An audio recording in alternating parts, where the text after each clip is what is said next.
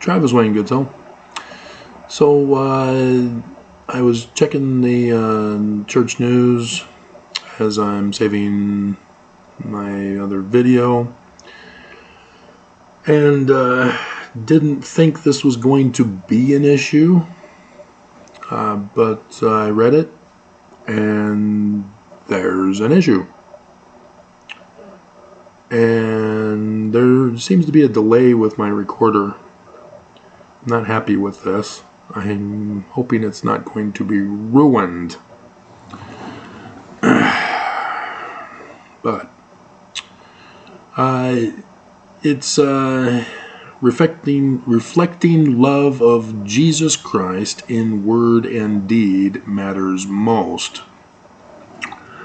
Apparently, Ballard has a building named after him, as it's designed for BYU students to ponder how to solve the world's social problems.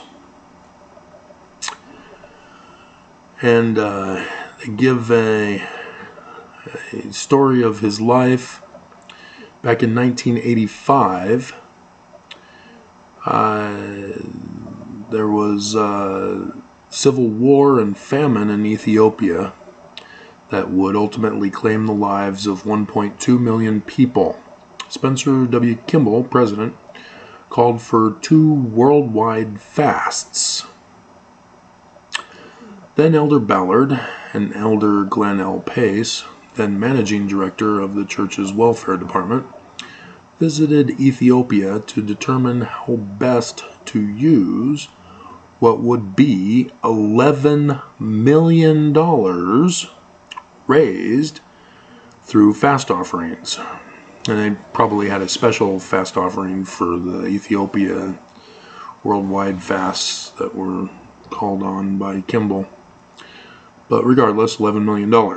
Okay?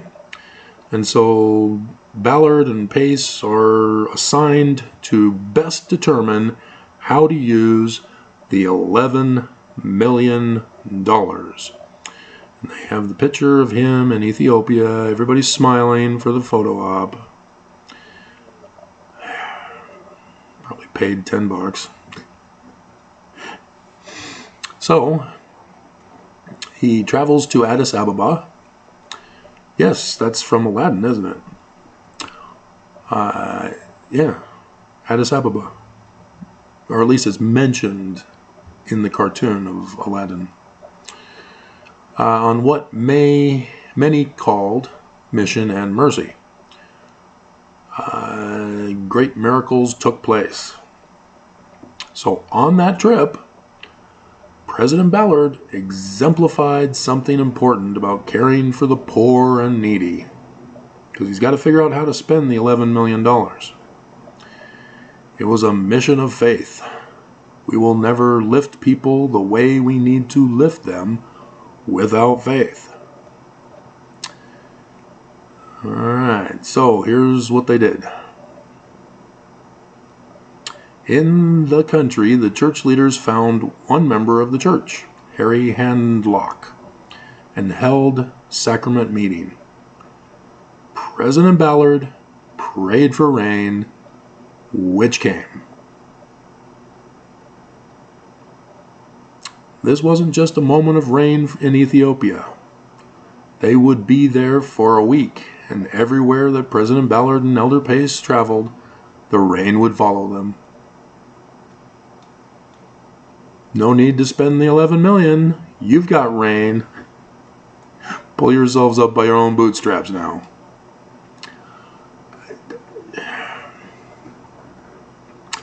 I'm hoping they did spend the money to something other than a corporation out there. But yeah, they don't ever say what the $11 million got spent for. Ethiopia is still suffering. $11 million could actually solve all their problems in Ethiopia because of the exchange rate of the money. And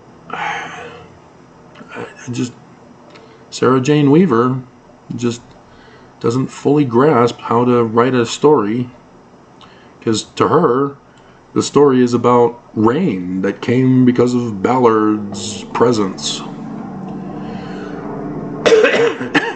And yet she missed the whole point about the social impact in the world and how to solve the world's problems. And that's what this whole thing was about. The 20th anniversary for the Melvin J. Ballard Jr. Center for Social Impact. And that's the whole concept that they're presenting here, is that people don't need money. Just send out a prophet and he'll get rain for you. Problem solved. Church keeps the money, makes interest off the money. Ethiopia still suffers to this day.